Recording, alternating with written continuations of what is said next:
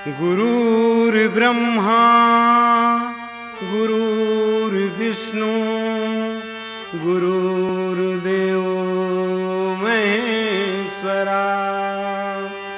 गुरु साक्षात् परब्रह्म तस्मै श्री गुरुवे नमः। तोरे नाम के महिमा अब बड़े है, तोर नाम के रस बरसा देबे। मैं तोर भजन ला नहीं जानो, ते ज्ञान के ज्योति जगा देबे। मैं कत को दिन ले रेंगत हूँ, नहीं पायो तोर दुआरी ला। मोला ले गे बरे हे मालिक, तै थोड़किन हाथ लमा देबे। काग भुसुंडी गरुर प्रति याग बल्ग भरद्वाज। शिव शंकर गिरिजा प्रति तुलसी संत समाज। तुलसीदास जी के पद कमल बारंबार मनाए। गुण गाऊं सिया राम के हनुमत हो सहाय। सियावर रामचंद्र की उमापति महादेव की पवन सुत हनुमान की। बोलो भाई सब संतन की, बोलो अपने अपने गुरु गोविंद माता पिता की। छत्तीसगढ़ के गोठ में मैं कही हूँ हरि के हाल। बिगड़े बने सुधारी बे पार्वती के लाल। छत्तीसगढ़ी भाषा जानता हूँ, छत्तीसगढ़ के गोट में भगवान के कथा ला कहे के कोशिश करत हूँ। गलती ला क्षमा कर हो। बार बार जय भोले मानस मंडली ग्राम कोरपा के लिखा मन आप मन से सविनय प्रार्थना करत है, गलती के लिए क्षमा। आज देखन भगवान भोलेनाथ का करत है। देख तो दिखत कैसे है, कैलाश पहाड़ में बैठे है। उत्तराखंड में आसन लगा के बैठे है त्रिपुरारी। राम कथाला पूछा थे भैया पार्वती महतारी। भगवान की कथा, भगवान के लीला, भगवान के चरित्र जो हैं वो महान कल्याण के फल होते। अंत समय में देही छूट जाए से परम पद भी मुक्ति प्राप्त करते। वही ला हम छत्तीसगढ़ी भाषा में कहे के कोशिश करते हैं। काबर ऐसे भी जी हाँ बैठ के राम रमैया खेलिन भौरा बाटी रे। सुन संगवारी अड़बड़ माया है ये छत्तीसगढ़ के माटी रे। राम के नानी नाना रिहिन है यहीं लराज बना के। कौशल्या के जन्मभूमि रामचंद्र के माँ के। राम के हाथ में मरण जान के रावण घलो यहाँ आए। अवहरण करे है कौशल्या के जिला राजा दशरथ बताए। अवधपुरी ससुरार बनिस और दशरथ जीवन साथी रे।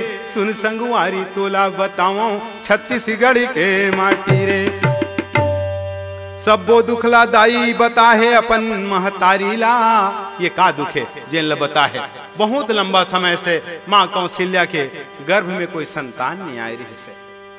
हम जेल छत्तीसगढ़ कथन मंदिर हसौट चंदपुरी मुरैठी ये कौशल क्षेत्र कहा है। और कौशल क्षेत्र में दाई कौशल्या हा बेटी बन के आहे। ये छत्तीसगढ़ के माँ हरे, छत्तीसगढ़ के बेटी हरे। और एकरे से हम छत्तीसगढ़ के बढ़िया भाषा में राम कथा कहन। देखन तो भगवान भोलेनाथ का करत है। गला में सुंदर सांप लपेटे और जटा में गंगा के धारी है।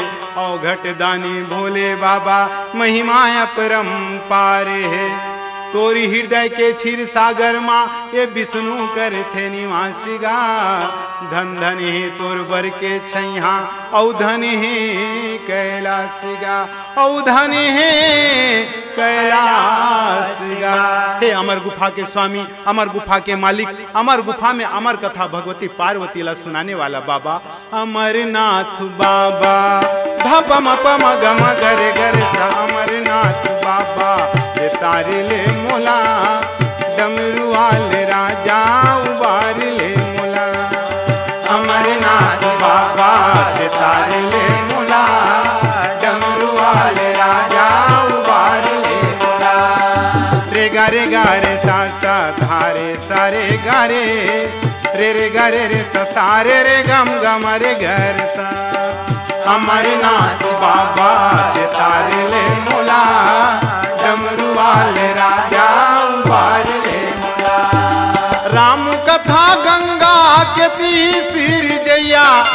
रघुबर के भक्ति के बस्ती देवैया अमरनाथ बाबा धपम पम गम गर गर सा अमरनाथ बाबा तारे ले मोला रे रे गरे रे सारे रे गम गम रे गर सा राम कथा गंगा के तीर जैया रघुबर के भक्ति के बस्ती देवैया अमरनाथ बाबा अमरनाथ बाबा के तारे ले मोला डमरू वाले राजा उबार ले मोला।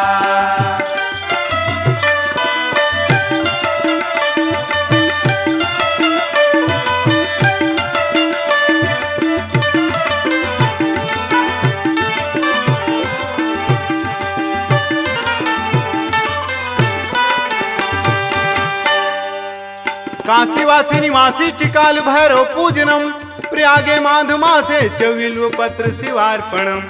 बड़े बहनी वाले छोटे छोटे लड़का मन नाना हमर दीदी बहनी मन कार्तिक के महीना आथे सुंदर तरिया नदिया में जाके नहा के आथे भगवान भोलेनाथ के मंदिर में आके घंटी बजा के का की थे शिव मोहागे का वो दीदी शिव मोहा गया पर्वतिया के बेलपतिया में शिव मोहागे ब्रह्मा विष्णु महेश के प्रतीक ब्रह्मा विष्णु महेश के प्रतीक ये 3 पत्ती के बेल पतिया बेल के पतिया मतोला मना ले बो फिर कुन चंदन के तिलक ला लगा ले बो बेल के पतिया मतोला मना ले बो फिर कुन चंदन के तिलक ला लगा ले बो धतुरा के फूल गजब फूले है निराला गा मोगरा फूल के जी पहन ले बिमाला गा धतुरा के फूल गजब फूले है निराला गा मोगरा फूल के जी पहन ले बिमाला गा धतुरा के फूल गजब फूले है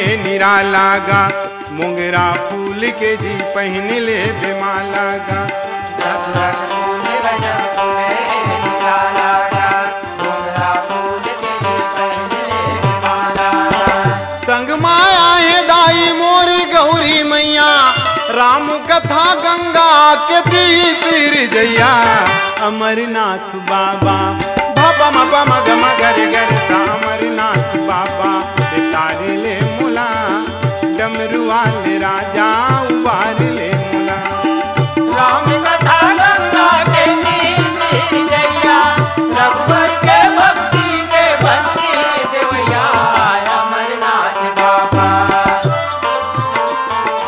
अमरनाथ बाबा तारे ले मोला डमरू वाले राजा उबार ले मुला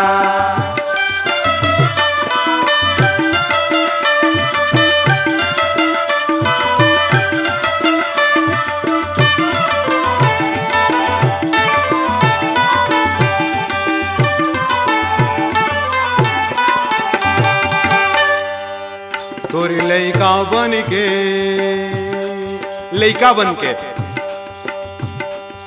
मनखे जब तक से बच्चा रथे कोई प्रकार के ओकर में विकार नहीं हुआ जब बच्चा ले उम्र बाढ़थे ना तब नानम प्रकार के विकार आथे तोर लइका बन के खुरपा ले आए हन तोर बल पाके हमन मंच मा समाए हन तोर लइका बन के खुरपा ले आए हन तोर बल पाके हमन मंच मा समाए हन तोर लइका बन के खुरपा ले आए हन तोर बल पाके हमन मंच मा समाए हन तोर लइका बन के खुरपा ले आए हन तोर बल पाके हमन मंच मा समाए हैं बैठे जम्मुइया दाई दीदी भैया मन गलती ला माफी दियो कथा के सुनैया मन बैठे जम्मुइया दाई दीदी भैया मन गलती ला माफी दियो कथा के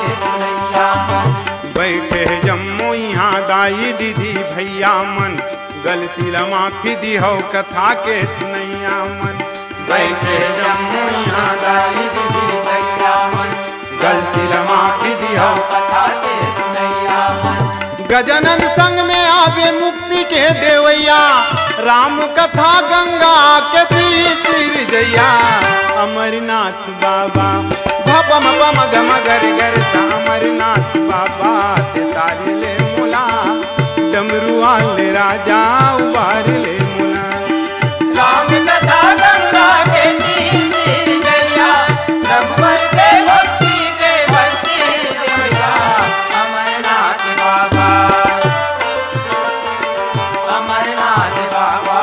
तार ले मोला डमरू वाले राजा उबार ले मोला डमरू वाले राजा उबार ले मोला डमरू वाले राजा उबार ले मोला डमरू वाले राजा उबार ले मोला सियावल राम चंद्र की जय विप्रधेनु सुर संत हिता लिन्न मनुष्य अवतार विप्रधेनु सुर संत हिता लिन्न मनुष्य अवतार निज इच्छा निर्मित तनु माया गुण गोपाल माया गुण गोपाल।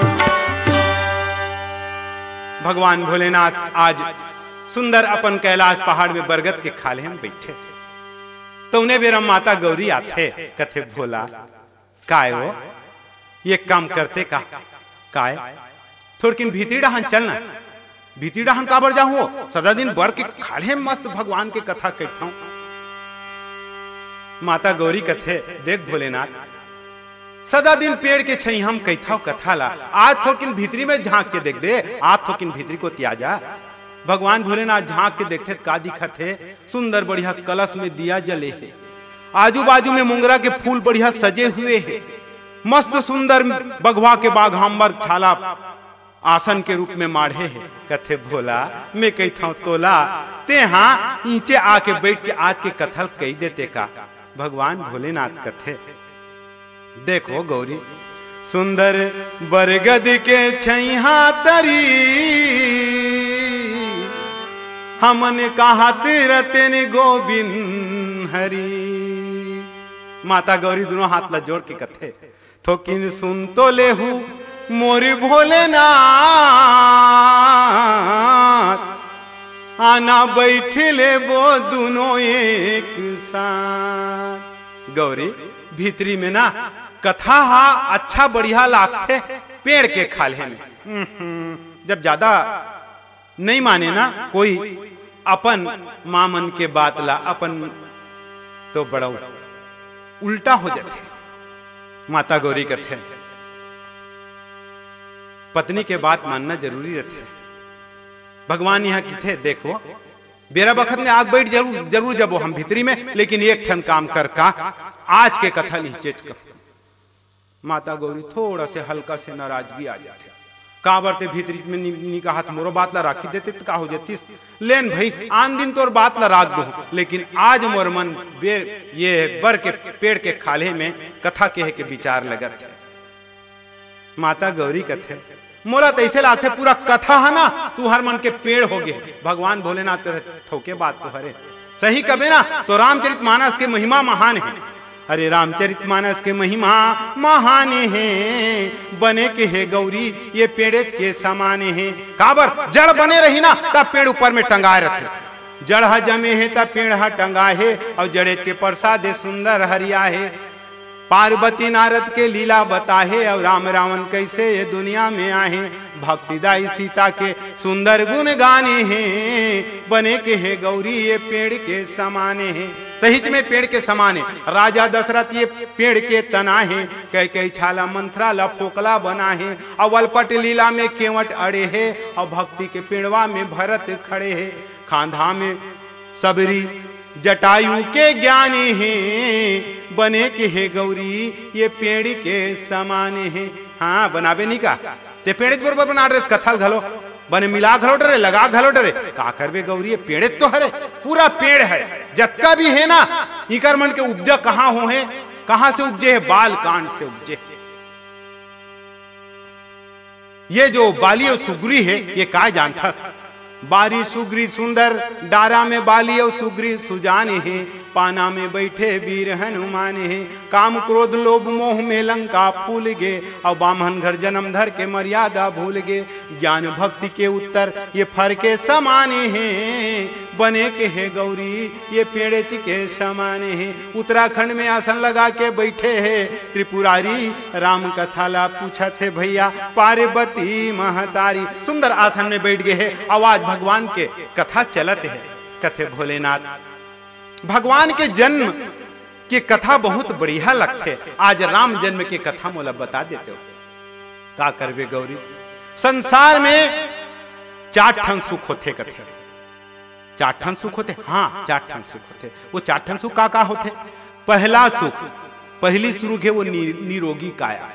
दूसरा सुख घर में हो माया, और तीसरा सुख सुखवंती नारी, और चौथा सुख बेटा आज्ञाकारी।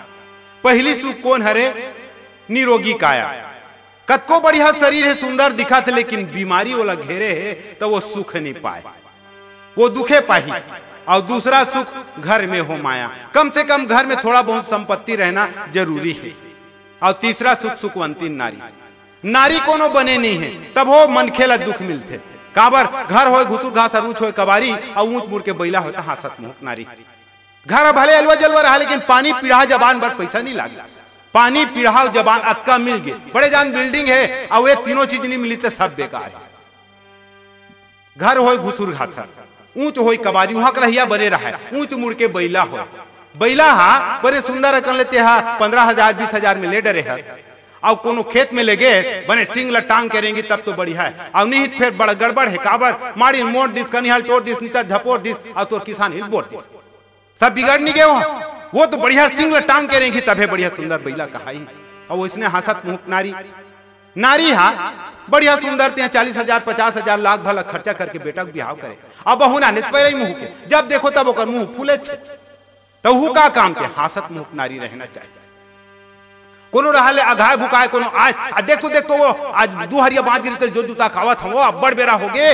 वो हो बेर ढल गे। वो देख तो जात है बकरी डाहन बैला चर चुरा दी कांदा नारला, तोड़ हाथ को टूट गए है, देखत नहीं तो लेकल धरे हान, ये हो गए तो पेट भर गए वही में। वो तो हासत बढ़िया सुंदर कल सूखा कपड़ा पहना दे रही, बैला बांध दे रही, और सुंदर भोजन की व्यवस्था करी, और धुक धुक के जीवन जवाब कही।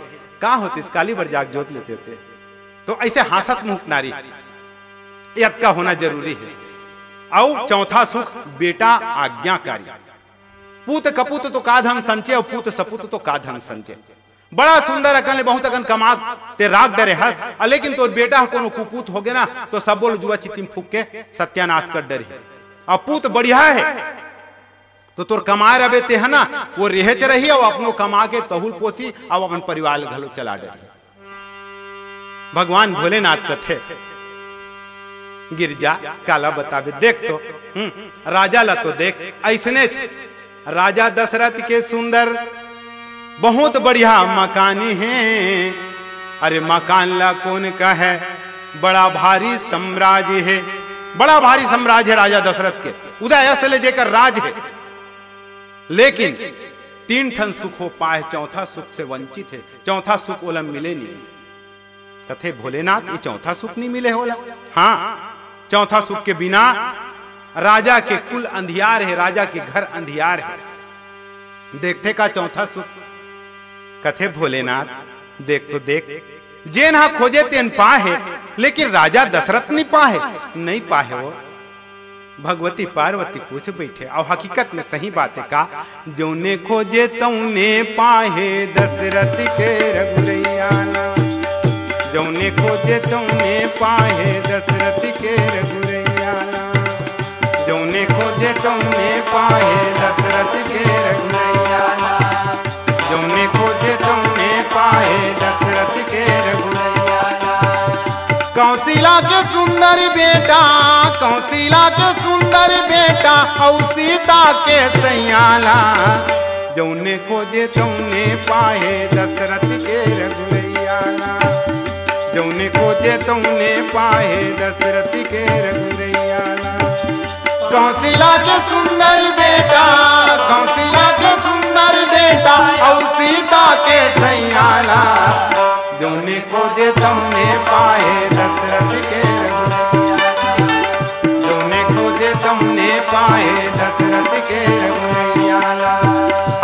में देखो भगवान ला कौन नहीं पाहे, जेन खोजे तेन पाहे परमात्मा ला। जंगल जंगल दुरूहा खोजिस राम चरण ला पाहे, खंभा के पथराला खोजिस ते प्रहलाद कहाहे। जंगल जंगल दुरूहा खोजे राम चरण ला पाहे, खंभा के पथराला खोजे ते प्रहलाद कहाहे।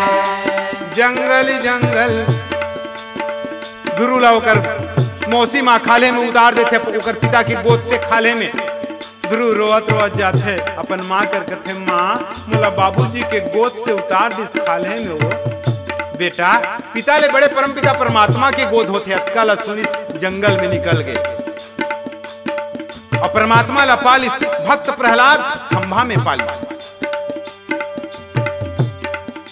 सबरी खोजे घर अंगनाला सुंदर फूल बिछा के, गली गली माँ मीरा नाचे राम रतन धन पाके। सबरी खोजे घर अंगनाला सुंदर फूल बिछा के, गली गली माँ मीरा नाचे राम रतन धन पाके। सबरी खोजे घर अंगनाला सुंदर फूल बिछा के, गली गली माँ मीरा नाचे राम रतन धन पाके। सबरी खोजे घर अंगनाला सुंदर फूल बिछा के, गली गली माँ मीरा नाचे राम रतन धन पाके। रद्दा में तुलसी हा खोजे, रद्दा में तुलसी हा खोजे, रद्दा के रे गैयाला। जौने खोजे तौने पाए दशरथ के रघुरैयाला। जौने खोजे तौने पाए दशरथ के रघुरैयाला। कौशल्या के सुंदर बेटा, कौशल्या के सुंदर बेटा, और सीता के सैयाला।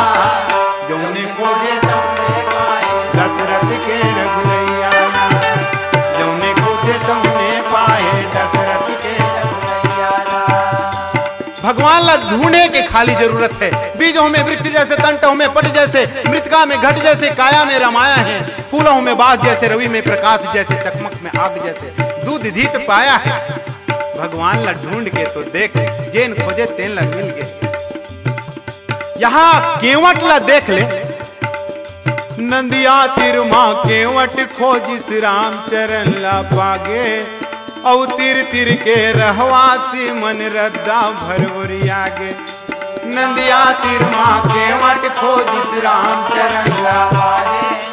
औ तिर तिर के रहवासी मन रद्दा भरवरियागे। केवट अपन कान में सुने रही से, दाई दादा मन बता रही इसकी बेटा ये डोंगा ला झन छोड़ बेरे, और दूसरा बुता झन कर बे बेटा ते ये डोंगा चलावे। केवट कब के देखा हे परमात्मा तोला यही रस्तल आही के है, मोर डोंगा में तोला बैठी ही के है। तो उन्हें बेर हम आवाज आते का भैया डोंगार तो डोंगा ले लाने दे, और हमूला बैठा ले वो पार जान दे। अरे दुनिया दुनिया के मन, अरे फलाना, अरे ढेकाना, अरे लाना रे, ऐसे चिल्लई से आवाज देखे भैया कहिया कोने, कोनो दूसरा नो है। जेला मोर दाई बता है, जेला मोर दादा बता है, जेला मोर बाबा बता है, वही छरे भैया डोंगार तो डोंगा लान दे, और हमूल बैठा ले वो पार जान ले। केवट पहचान डरी सतकेत में राम ला, और चेहरा देखे नहीं सुने हावे नाम ला। कैसा नोकर पाँव जे में जादू भरा है, और पथरासन लगल मनखे बना है। रहा ले पहली एक अधूरा झर्रान दे, हमूल बैठा ले वो पार जान दे।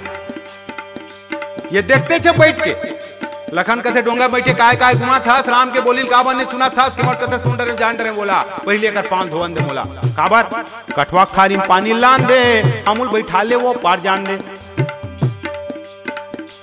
बड़े बड़े ऋषि मुनि ध्यान नहीं पाए, वेदो पुराण जेकर महिमा गाहे। माया डोरिन देख तो कैसे बंधा है, डोंगा वाला केवट तरफ पांव ला धोवाए, तब हो नहीं लेगा थे। पूरा परिवार पहली चरना अमृत पान दे, और कहते छमूल बैठा ले वो पार जान दे।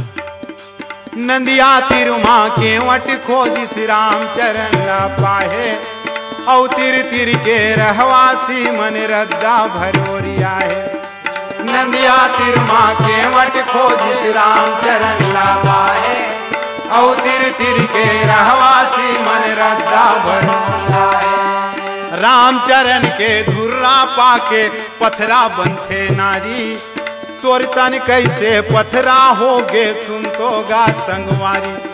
रामचरण के धुर्रा पाके पथरा बनते नारी, तोर तन कैसे पथरा होगे सुन तो गा संगवारी।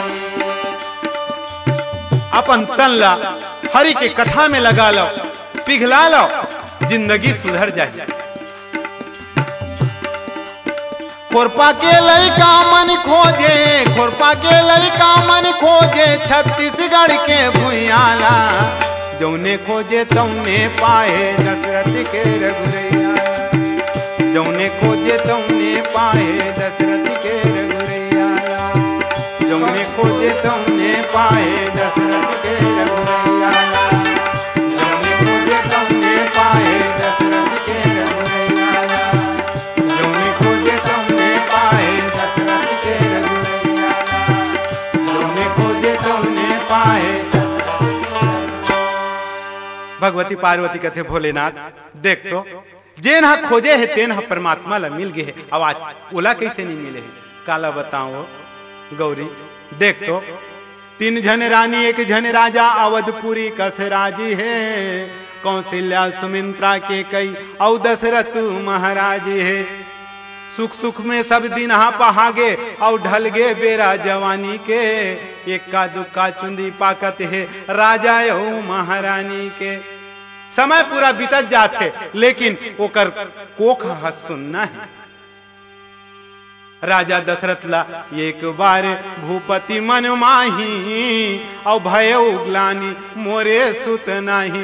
एक बार राजा दशरथ का काम करते दिन हा पहा जथे और दिन हा बीत के अंधियार आ जथे। कथे कौशल्या ये सुमित्रा के कई कहां चल दे वो, अरे तुमन कहां चल दे वहां तो भाई ये ढांतवा।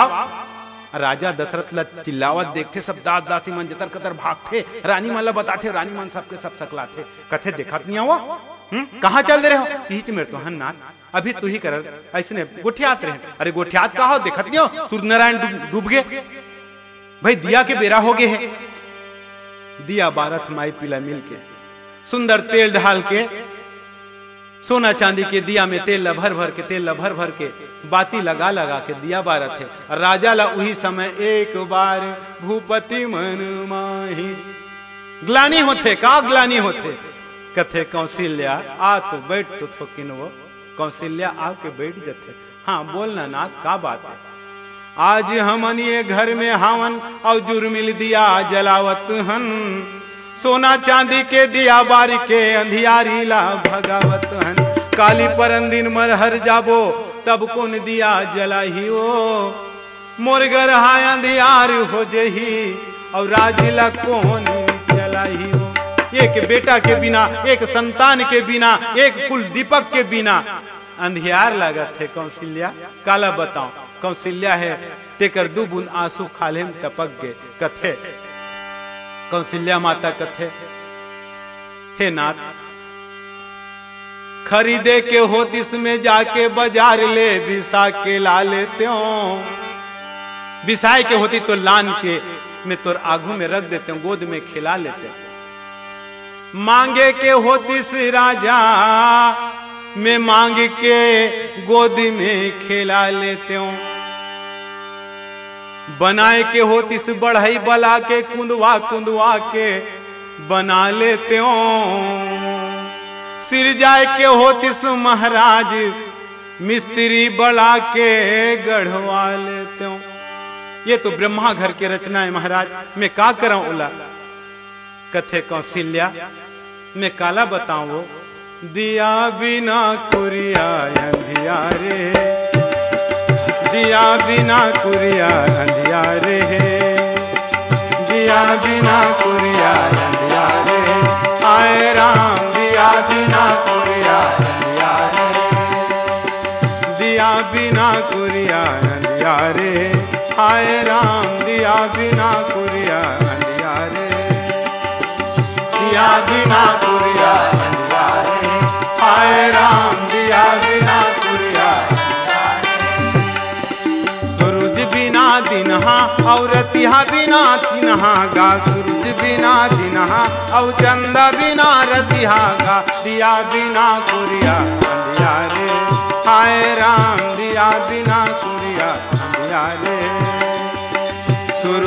बिना दुनिया औ चंदा बिना रतिया गा सूरज बिना दुनिया औ चंदा बिना रतिया गा दिया बिना कुरिया अंधियारे हाय राम दिया बिना कुरिया अंधियारे।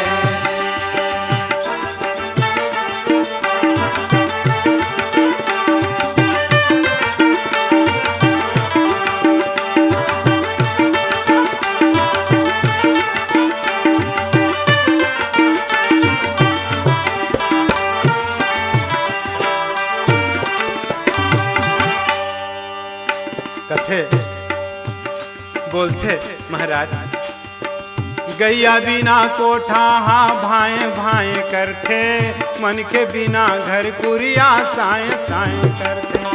गैया बिना कोठा हा भाए भाए करते मन के बिना घर कुरिया साए साए करते। गैया बिना कोठा हा भाए भाए करते मन के बिना घर कुरिया साए साए करते। गैया बिना कोठा माय माय करते मन के बिना कुरिया साए साए करते। पेड़ बिना उसने जैसे पेड़ लगाना जरूरी है। पेड़ बिना खेत खार पर जाते परिया पानी गिरे बंद हो जाते नहीं भरी तरिया। पेड़ बिना खेत खार पर जाते परिया पानी गिरे बंद हो जाते नहीं भरी तरिया। पेड़ बिना खेत खार पर जाते परिया पानी गिरे बंद हो जाई नहीं भरी तरिया। पेड़ बिना खेत खार पर जाते परिया पानी गिरे बंद हो जाई नहीं भरी तरिया। भजन बिना जिंदगी और मन के बिना तन्हा गा भजन बिना जिंदगी और मन के बिना तन्हा गा दिया बिना कुरिया अंधियारे हाय राम दिया बिना कुरिया अंधियारे। सूरज बिना दुनिया और चंदा बिना रतिया गा सूरज बिना दुनिया और चंदा बिना रतिया गा दिया बिना कुरिया अंधियारे हाय राम दिया बिना कुरिया अंधियारे।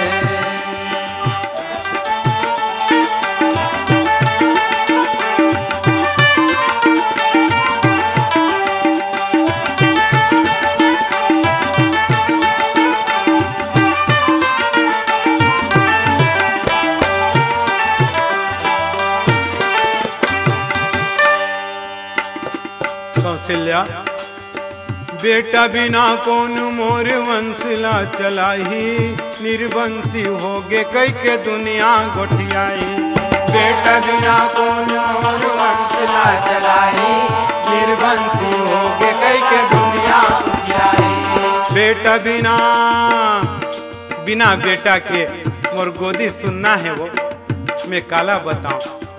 बेटा बिना कौन मोर वंशला चलाही निर्वंशी होगे कई के दुनिया गोठियाई। बेटा बिना कौन मोर वंशला चलाही निर्वंशी होगे कई के दुनिया गोठियाई। सुरता करके राजा के दुख होगे दुन्ना राजा एक बार भूपति मन माही तब मन में होकर ग्लानि होई। सुरता करके राजा के दुख होगे दुन्ना गजब दिन हाँ बीत गे गोद हावे सुनना। सुरता करके राजा के दुख होगे दुन्ना गजब दिन हाँ बीत गे गोद हावे सुनना। सुरता करके राजा के दुख होगे दुन्ना गजब दिन हाँ बीत गे गोद हावे सुनना। सुरता करके राजा के दुख होगे दुन्ना गजब दिन हाँ बीत गे गोद हावे। काम बिना धन के और राम बिना तन के गा काम बिना धन के और राम बिना तन के गा दिया बिना कुरिया अंधियारे हाय राम दिया बिना कुरिया अंधियारे। सूरज बिना सूरज बिना दुनिया और चंदा बिना रतिया गा दिया बिना हाय राम दिया बिना कुरिया अंधियारे हाय राम दिया बिना कुरिया हाय राम दिया बिना दौड़त जाके गुरु चरण में माथ लाया पंटे काये है और रो के जम्मो दुख डाला अपन गुरु ला बताए है। जाके गुरु जी के गुरु वशिष्ठ के पास में जाके अपन माथ ला टिका देते। कथे महाराज अतक लंबा समय बीत गए है, मोर कोखा सुनना है। जब आप जैसे खेवन हार हो ये कर बावजूद भी मोर राज है सुनना है। गुरु महाराज आज देखते कथे महाराज का बात है कैसे आहस का करी नंदिया मजदार गुरु के हाथ हावे पतवार लेगे जही हमला भोपाल गुरु के हाथ हावे पतवार। वाकई में गुरु के हाथ में ही पतवार है। सत्संग नहीं आके गुरु है खेवैया जी बैठ के सत्संग ला कर लो रे भैया जी। ज्ञानो भक्ति के गोदमा नहा लोगा गुरु चरण में अपन माथला टेका लोगा। काबर गुरु ही ज्ञान के देवैया है। हमला वो लेग जही पार गुरु के हाथ हावे पतवार। ब्रह्मा बरोबर रचना रचते ज्ञान के विष्णु सही पालन करते वो संतान के। अर्थ धर्म काम मोक्ष के बीज हाबो थे और काम क्रोध लोभ मोह गुरु के देखे रोथे और पाप बरहे शिव के अवतार गुरु के हाथ हावे पतहार। हे महाराज आप मन के शरण में आए हैं। गुरु महाराज जी है तो अपन नेत्र बन के ध्यान के माध्यम से जान लेते और कथे धरहु धीर होई हैं सितुचारी त्रिभुवन विवित भगत भयहारी। हे महाराज ते धैर्य धारण कर दौड़त जाके गुरु शरण में मातला पन टेकाए है और रो के जम्मो दूसरा ला अपन गुरु ला बताए है। गुरु वशिष्ठ के कहना मान के और सिंगी ऋषि बुलाए है। बेटा खातिर यज्ञ करिस तब 4 जन बेटा पाए है। एक जन घलोक नहीं 4 जन बेटा आगे। आज देख तो कैसे दिखा थे वो कर अंगना में जब 4 बेटा आई तो दिखते का भैया। अंगना द्वार सबो बहर आगे बाहिर भीतरी सबो लिपागे। तोरन पताका गली गली में हीरा मोती के चौक पुरागे। हरियर बांस के गड़े है खंभा वहू में बंदर मार बंधागे। रंग रंग के फूल लगे है और खुशबू के भरमार। अवधपुर के रहवासी मन ऐसे करीन सिंगार बड़ा सुंदर सिंगार करत है। काबर राम आगे वो कर राज चलैया आगे सुंदर रानी के मन के बोधैया आगे। मिल के रेंगिन संगी जमुरिया पहन के भैया बढ़िया बढ़िया सावन भादो कस बरसत है। फूल के बरसा डलिया डलिया हाथ में लेके के सोरहा थारी और रेंगत है जम्मो नर नारी। महटी महटी में दिया बरे है जगह जगह में कोरी कोरी और मंगल कलश धर के नाचिन। अवधपुरी के सुघर गोरी कौशल्या के घर में नाचे और गा के मंगल चार। अवधपुर के रहवासी मनहा ऐसे करीन सिंगार बड़ा सुंदर सिंगार करत है। अंगना द्वार सब ला बाहर डरे हैं बाहिर भीतरी सब ला लिप डरे है। जगह जगह मड़वा गड़े है सुंदर बढ़िया हीरा मोती के झालर टंगा है और मनखे मन साहब गावा थे नाचा थे। देख तो भैया ये कहाँ है हमारे देश में। ये भारत देश में राम आए भारत देश में कृष्ण आए भारत देश में ही जन्म ले। भगवान जब भी जन्म लेके आए हमारे भारत देश में जन्म लेके आए भैया। ये धरती माँ जन्मिन संगी हरिश्चंद्र यशदानी हाँ सूर कबीरा तुलसीदास वाल्मीकि कस ज्ञानी हाँ। गांधी गौतम कृष्ण राम बलराम के सुंदर भुयाए गजब मयारू ये दाइये हमर दुलारे रखैयाए। ये अतकाम ये माटी में जान है भैया। हमर दुलार रखैया हमर देश में ही राम आहे। ये कर दया माया से सब गुणमान बनो रे मोर भैया। ये भारत माँ के नाम जगाओ बलवान बनो रे मोर भैया। ये हमारे देश में परमपिता परमात्मा जब भी जन्म धर के आए हैं तब कोई न कोई एक महान कथा बने हैं। जैसे राम के रामायण बने हैं तो कृष्ण के महाभारत बने हैं। संगी गारे ये कर को रामा राम कहानी जन भूला रे तुर दो दिन के जिंदगानी। संगी गारे कर को रामा राम कहानी जन भूला रे तुर दो दिन के जिंदगानी। संगी गारे राम कहानी जन भूला रे तुर 2 दिन के दिन गानी संगी गारे कर को राम राम कहानी जन भूला रे तुर 2 दिन के दिन गानी। यहाँ महानदी के सुघर बाहा थे धारी अरु पापरी के महिमा है अपारी हसूरी नारायण जी हाँ सबरी रथे धरती माँ सरग है जेला राजिम कथे मोला चारों धाम कसरे मोरे गाँव लागे ना मोला चारों धाम कसगा मोरे गाँव लागे ना। घरों घर है तुलसी चौरा घरों घर है तुलसी चौरा यज्ञाया और वासी माँ हम तो संग जन्म धरे हम छत्तीसगढ़ की माटी माँ हम तो संग जन्म धरे हम छत्तीसगढ़ की माटी माँ। देवी देवता बात करते हैं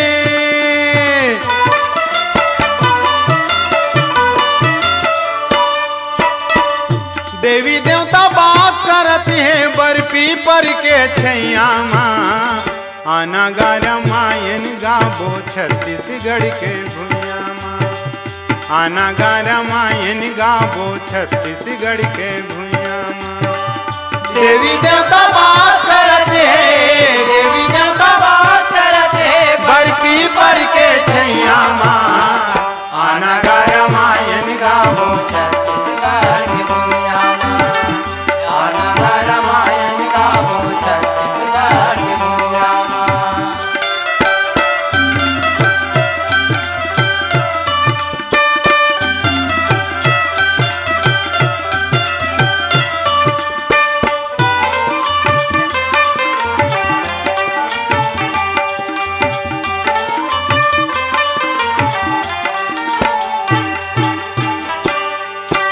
महानदी के सुंदर धारा मोर बस्ती माँ बुहाए महानदी के सुंदर धारा मोर बस्ती माँ बुहाए महानदी के सुंदर धारा गंगरेल के माध्यम से देख गांव गांव गली गली में महानदी के पावन धारा बुहावत महानदी के सुंदर धारा मोर बस्ती माँ बुहाए महानदी के सुंदर धारा मोर बस्ती माँ बुहाए राम कथा के पावन गंगा ऋषि मुनि मन गाए राम कथा के पावन गंगा ऋषि मुनि मन गाए राम कथा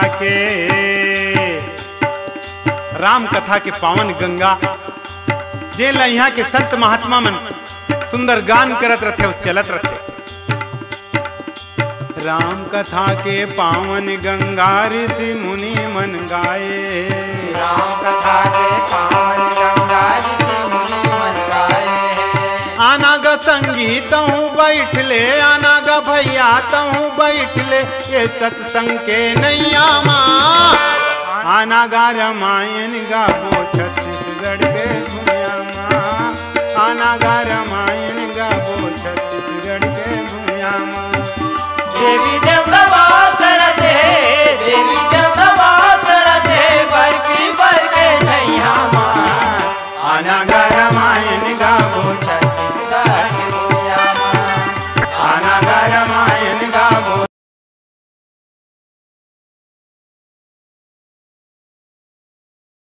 छत्तीसगढ़ की भूया माँ।